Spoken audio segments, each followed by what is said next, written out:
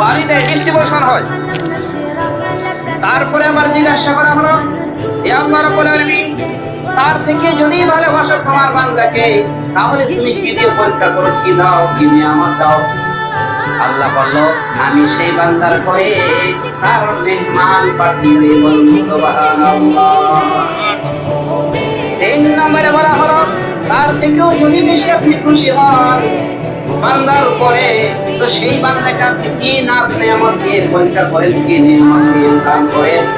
আল্লাহ 3 নম্বরে বলল, আমি যদি তার থেকেও বেশি খুশি হই, তাহলে আমার বান্দার ঘরে আমি একটা কন্যা সন্তান জন্ম দিয়ে পাঠিয়ে দেব।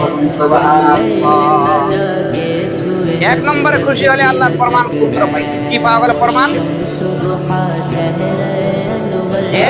আল্লাহ রাব্বুল আলামিন আমাদের কি করেন? আকাশ থেকে বৃষ্টি বর্ষণ করেন।